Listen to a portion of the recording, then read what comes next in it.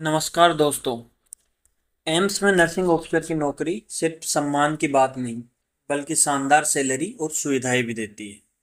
आज का हमारा वीडियो नर्सिंग ऑफिसर की सैलरी पर है। यानी कि अगर आप नर्सिंग स्टूडेंट हो, नॉट सेट एस्पिरेंट हो या इन सर्विस हो, ये वीडियो देखने के बाद एम्स नर्सिंग ऑफिसर सैलरी से रिलेटेड जितने भी कंफ्यूजन है, वो सारे कंफ्यूजन दूर हो जाएंगे। इस वीडियो के माध्यम से हमने बताया है कि एम्स या अदर सेंट्रल गवर्नमेंट इंस्टीट्यूट में स्टार्टिंग सैलरी क्या होती है, सीनियरिटी के साथ वो कैसे बढ़ती है, कौन कौन से अलाउंस मिलते हैं और इनका कैलकुलेशन कैसे होता है, अलग अलग इंस्टीट्यूट की सैलरी में डिफरेंस क्यों होता है, और आखिर में हम एम्स दिल्ली की न्यूली ज्वाइंट नर्सिंग ऑफिसर की सैलरी स्लिप देखेंगे। वीडियो कंटिन्यू करने से पहले चैनल को सब्सक्राइब जरूर कर ले, ताकि आपको फ्यूचर अपडेट समय पे मिलती रहे। आगे बढ़ते हैं हम डिटेल डिस्कशन के लिए। सबसे पहले हम बेसिक सैलरी की बात करते हैं, क्योंकि सबसे इम्पोर्टेंट पार्ट सैलरी का यही होता है।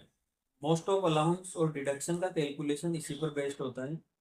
ज्वाइनिंग पर लेवल 7 में ज्वाइनिंग में बेसिक सैलरी 44,900 रुपये होता है, और एवरी ईयर इसमें 3% का इंक्रीमेंट होता है, जिसको राउंड फिगर में एडजस्ट कर दिया जाता है। टेबल में आप इनिशियल 10 इंक्रीमेंट का डाटा देख सकते हैं।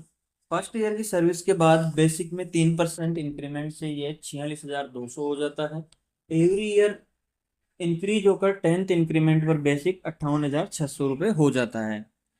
पहला इंक्रीमेंट आपकी ज्वाइनिंग के मिनिमम 6 मंथ कंप्लीट होने के बाद आने वाली जुलाई या जनवरी से लागू होता है। एग्जाम्पल के तौर पे देखें तो जिन ऑफिसर की जुलाई ज्वाइनिंग 2 जनवरी से 1 जुलाई के बीच होती है, उनका इंक्रीमेंट 1 जनवरी से लागू होता है। वहीं ऐसे ऑफिसर जिनकी ज्वाइनिंग डेट 2 जुलाई से 1 जनवरी के बीच है, उनका इंक्रीमेंट जुलाई से लागू होता है। उसके बाद हर एक साल पे इंक्रीमेंट लगता रहता है। नेक्स्ट अलाउंस इज डीए और महंगाई भत्ता। ये सभी सेंट्रल गवर्नमेंट एम्प्लॉयज़ के लिए परसेंटेज बेसिस पे इक्वल होता है। प्रजेंट में अगर बात करें तो डीए 55% ऑफ बेसिक सैलरी है, यानी 44,900 का 55%, जो कि 24,695 रुपये बनता है। और जुलाई 2025 में ये बढ़कर 58% तक पहुंच सकता है। तब डीए 44,900 का 58% यानी कि 26,042 रुपये होगा। डीए रेट साल में 2 बार रिवाइज होती है। जनवरी में, जो कि दिसंबर तक के सीपीआई इंडेक्स डाटा पर डिपेंड करता है। दिसंबर का CPI index data last working day of January को रिलीज होता है, और दूसरा डीए रेट रिवीजन जुलाई से लागू होता है, जो कि जून के सीपीआई इंडेक्स डाटा पर डिपेंड होता है। जून का सीपीआई इंडेक्स डाटा जुलाई के लास्ट वर्किंग डे पर रिलीज होता है। इसके बाद डीए हाइक एरियर के साथ नेक्स्ट 3-4 मंथ में मिलता है। मीन्स जो जुलाई का डीए है वो हमें 3-4 महीने बाद एरियर के साथ मिलता है। अब हम नेक्स्ट अलाउंस यानी एचआरए, हाउस रेंट अलाउंस के बारे में डिस्कस करते हैं। एचआरए सिटी क्लासिफिकेशन पर डिपेंड करता है। जैसे हम इस टेबल में देख पा रहे हैं, सिटीज़ को पॉपुलेशन के आधार पर 3 पार्ट में डिवाइड किया गया है, 3 कैटेगरीज में डिवाइड किया गया है। अक्स सिटीज़ वो है जिनकी पॉपुलेशन 50 लाख से ज़्यादा है। इन सिटीज़ का एचआरए 30% ऑफ बेसिक होता है। वाई सिटीज़ वो है जिनकी पॉपुलेशन 5 लाख से 50 लाख के बीच में है, और यहाँ का एचआरए 20% होता है बेसिक का। जेड सिटीज़ वो सिटीज़ होती है जिनकी पॉपुलेशन 5 लाख से भी कम है, और इनका एचआरए बेसिक का 10% होता है। अगर हम बात करें एम्स दिल्ली की, तो ये अक्स सिटीज़ के अंडर आता है। तो यहाँ पे एचआरए बेसिक का 30% यानी 44,900 का 30%, जो कि लगभग 13,470 रुपये होगा। वाई सिटीज में अगर कोई हॉस्पिटल है, कोई इंस्टीट्यूट है, तो वहाँ पे ये 20% होगा, जो कि 8,980 रुपये बनता है। वहीं जेड सिटीज में 10% यानी कि 4,490 रुपये बनता है। हमारा अगला अलाउंस है टीए यानी ट्रांसपोर्ट अलाउंस। अगेन ये सिटी कैटेगरी पर डिपेंड करता है। अक्स सिटीज़ के लिए ये 3,600 रुपये है, वहीं वाई एंड जेड सिटीज़ के लिए 1,800 रुपये है। ये बेसिक पर डिपेंड नहीं करता, ये फिक्स्ड अलाउंस है। जैसा हमने एचआरए के केस में देखा, अगर बेसिक सैलरी इंक्रीज होती है तो एचआरए भी इंक्रीज होता था। पर टीए एक कांस्टेंट अलाउंस है, जो ज्वाइनिंग पर भी 3,600 मिल रहा है, तो जिनका इंक्रीमेंट लग गया यानी आपसे सीनियर है उनका भी 3600 ही रहेगा। वहीं हैंडीकैप्ड के केस में देखें, अगर ऑफिसर कोई नर्सिंग ऑफिसर हैंडीकैप्ड है तो जो टीए है वो नॉर्मल टीए से डबल होता है, मतलब डबल टीए मिलता है। हमारा नेक्स्ट अलाउंस टीए से ही रिलेटेड है। DA on TA means TA पर कितना महंगाई भत्ता मिलता है, ट्रांसपोर्ट अलाउंस पे कितना महंगाई भत्ता मिल रहा है। जैसे जैसे डीए इंक्रीज होता है वैसे ही डीए ऑन टीए भी इंक्रीज होगा। उदाहरण के तौर पे हम देखें तो अभी डीए 55% है, तो डीए ऑन टीए 3600 का 55% यानी 1980 रुपये होगा। अब जब जुलाई से डीए 58% हो जाएगा तो नया डीए ऑन टीए होगा 3600 का 58% यानी कि 2088 रुपये। Next allowance is uniform allowance. ये एक फिक्स्ड अलाउंस है जो सभी लेवल 7 के ऑफिसर, चाहे वो फ्रेशर हो या सीनियर हो, सभी के लिए इक्वल रहेगा। इसके अलावा ये सभी सेंट्रल गवर्नमेंट इंस्टीट्यूट में भी सेम रहेगा। प्रजेंट में ये 2250 रुपये पर मंथ है। अगला अलाउंस नर्सिंग अलाउंस है। ये भी सभी सेंट्रल गवर्नमेंट इंस्टीट्यूट में इक्वल है, फिक्स्ड अलाउंस है जिसकी वैल्यू 9000 रुपये पर मंथ है। इसके अलावा कुछ और अलाउंसेज भी है, जैसे हायर डिग्री अलाउंस जो दिल्ली एम्स के अंदर 1440 रुपये पर मंथ मिलता है। ऑफिस बैग रिम्बर्समेंट ये 3 साल में आप एक बार ले सकते हो, जिसकी मैक्सिमम अमाउंट 4375 रुपये है। चाइल्ड एजुकेशन अलाउंस ये फर्स्ट टू चाइल्ड के लिए एप्लीकेबल होता है। ये फिक्स्ड अलाउंस है, आप 33,750 रुपये पर ईयर पर चाइल्ड आप ले सकते हो।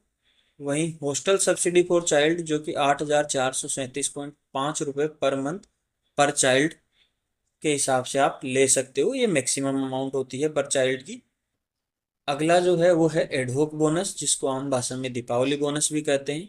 ये 6,908 रुपये ईयरली होता है, साल में एक बार दीपावली के आसपास ये मिलता है। हाँ तो दोस्तों, अभी तक हमने लगभग सभी अलाउंस कवर कर लिए हैं, पर इसका मतलब ये नहीं है कि जितने अलाउंस थे उतनी सारी अमाउंट आपके अकाउंट में क्रेडिट हो जाती है।